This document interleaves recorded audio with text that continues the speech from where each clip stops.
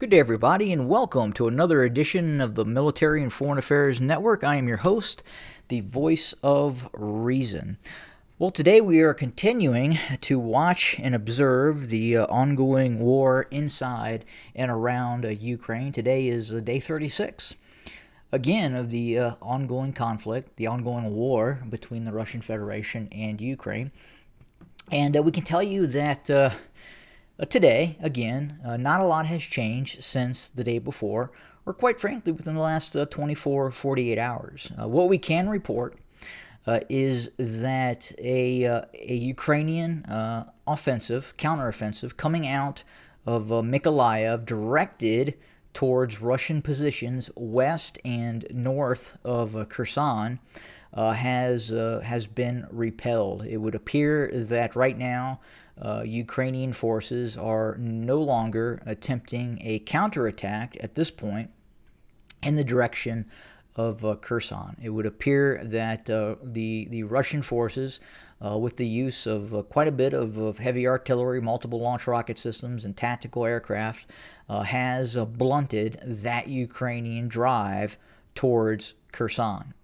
We're also starting to see Russian forces along the whole line of contact, again, running from Kiev across from Chernihiv down to Sumy, Kharkiv, and then obviously all the way to the Novorossiya areas as well, start to react and change its tactics in terms of confronting Ukrainian forces.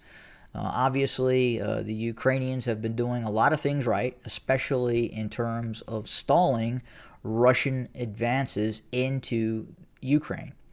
And right now, obviously, we have heard about the losses that the Russian military has taken in the course of said conflict. And again, we were initially looking at a very, very wide battlefront, again, running from Kiev along the basically the whole border with the Russian Federation, to include areas of Belarus as well.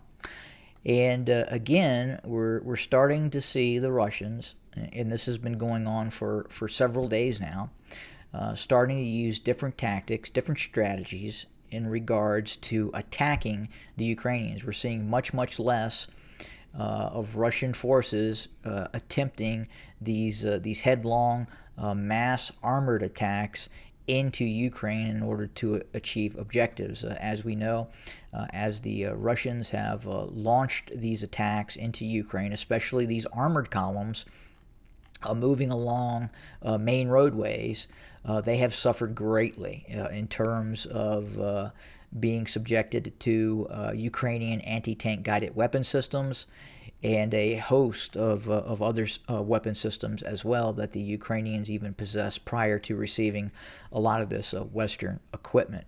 Now, what are the Russians doing differently? Well, they continue to deploy reconnaissance units, and in conjunction with those reconnaissance units, once the Russians identify Ukrainian forces, obviously, they are then attacking those forces with heavy artillery, long-range rocket systems, and again are far less likely to attack a target inside of Ukrainian territory with tanks and armored infantry fighting vehicles. We're seeing a lot less of that. So again, we're seeing the Russians move forward, and we're seeing the Russians sensing targets, observing targets, and then calling in fire on those targets from, again, either heavy artillery systems, rocket systems, cruise missiles, or fixed-wing aircraft as well.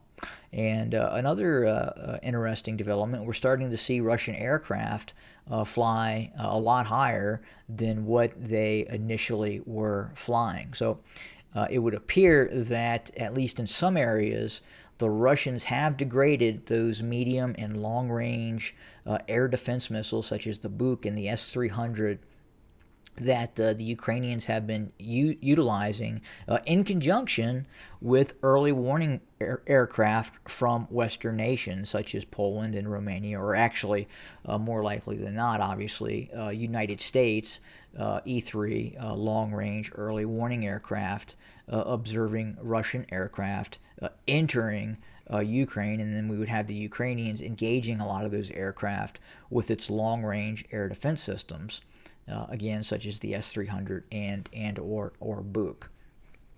But again, not a lot has changed. Again, in the last 24, 48 hours, there has not been a lot of movement. We are seeing, as we have talked about before, the continued redeployment of Russian assets to the northwest of Kiev. Some Pentagon planners' analysis have believed that up to 20% of initial Russian force capacity on the western bank of the Dnieper River in terms of battalion tactical groups have been withdrawn into Belarus for rest and refit, while other battalion tactical groups, some of which have been reserve units brought in from other areas of the Russian Federation, have been forward deployed. Now, we did see an initial counteroffensive attempted by the Ukrainian armed forces when that transfer was occurring. Now, obviously, it has not broken down Russian forces and enveloped Russian forces as earlier had anticipated. So again, especially near the Antonov Air Base, in and around Hostomel, we continue to see Russian forces actively defending and holding their own against Ukrainian forces in terms of these limited counterattacks. We think right now that at least the lines northwest of Kiev are fairly solid. We don't anticipate any more Ukrainian advances. In fact, we could start to see the Russians push back against some of these limited Ukrainian gains northwest of Kiev, and we certainly anticipate that because, again, holding these lines as they currently are is going to be very, very challenging for the Russians. Now, is it possible that the Russians back out and abandon Antonov airfield? Possibly, but again, we just don't know what the Russians are going to do at this point. I know the Russians have been talking about limiting combat operations within the vicinity of Kiev. Now, we're not seeing heavy mechanized armored assaults taking place northwest of Kiev, northeast of Kiev, but we continue to see a high tempo of operations, both using artillery, again, rockets, long-range rockets, and then obviously tactical aircraft as well continuing. And we continue to hear that Chernihiv, we had anticipated that the Russians may start to limit operations near Chernihiv, but in fact, we are hearing that, in fact, the Russians have up-tempoed operations near Chernihiv. Not necessarily the use of heavy armor, but again, the use of heavy artillery in conjunction with those forward reconnaissance units moving up towards Chernihiv, identifying targets of opportunity, and then reducing those targets with heavy artillery. That continues in terms of the tactic and methodology that the Russian army is using. We continue to see some very innovative operations by the Ukrainians as well. We continue to see the Ukrainian military utilize civilian trucks and other vehicles to put anti-tank guided weapons teams in the Russian rear area of operation. So what we have is Ukrainian Special Operation Forces or volunteers from the Territorial Defense Brigades or even regular Ukrainian military units.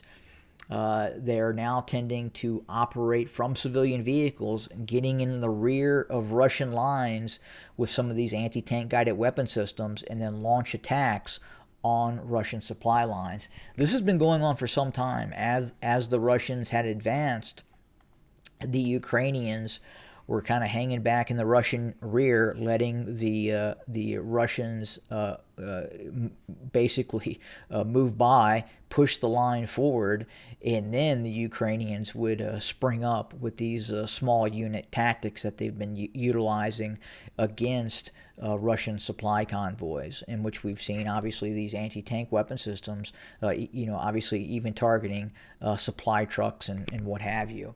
And at the same time, not far from the front lines is obviously Ukrainian heavy artillery as well. And these units operating in the rear area of Russian positions have been calling for fire with the use, again, both of these anti-tank weapons teams and other assets and mortars and what have you, but also calling in heavy artillery strikes deep in the Russian rear. And that's where we've seen a lot of these Russian air defense systems that traditionally operate kind of in the rear of Russian lines, getting hit by these Ukrainian assets, because again, there's these Ukrainian small unit actions taking place deep in the rear of Russian lines, and again, we're starting to see right now, again, the Russians start to adapt to some of these tactics that the Ukrainians have very much successfully deployed over the course of the conflict that has really hampered Russian continued operations. At the same time, we're starting to see the Russians get better at supplying its forces. We're starting to see the Russians get better at command and control.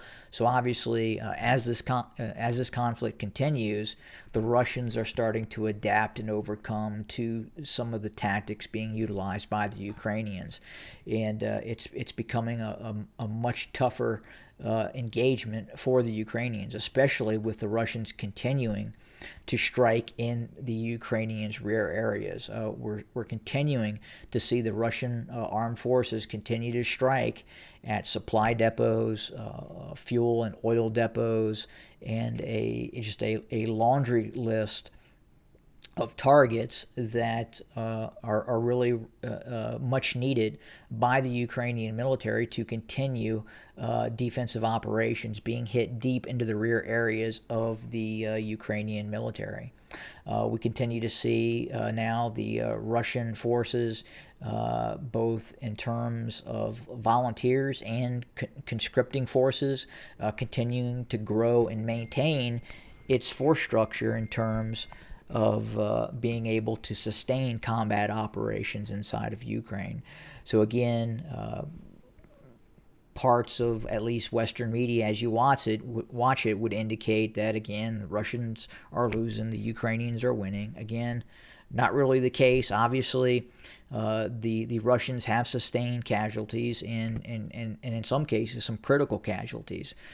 But again, they continue to mobilize, continue to fight, continue to adapt and change their tactics to Ukrainian tactics. And again, this is just the nature of war.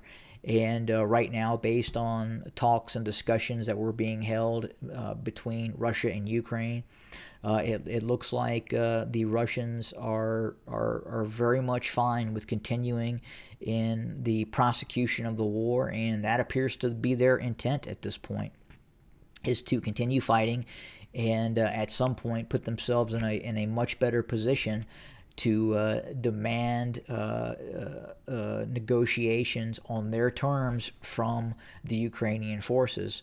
Again, the Ukrainians are suffering incredible casualties in this conflict, again, especially from those fixed-wing assets and those long-range cruise missiles that the Russians are using.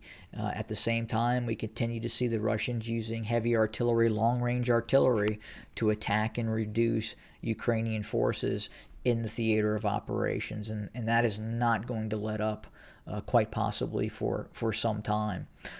In Mariupol, it is the status quo. Again, we had talked about the day prior, yesterday, that this could actually be much longer in terms of Russian forces reducing the opposition, the Ukrainian opposition in Mariupol.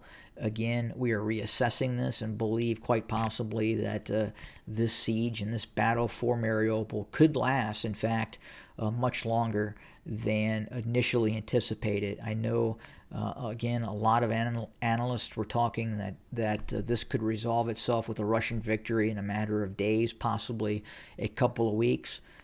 It could go much longer than that based on the information that we have and the information that the Ukrainians are very, very well dug in and very, very well positioned to resist inside of Mariupol. and not just Mariupol as well. We anticipate that if the Russians make moves towards again another effort towards Mykolaiv or another effort towards Odessa, again, very long, drawn out battlefield scenario where you have very well equipped and dug in Ukrainian forces that will be defending these very well built up civilian areas.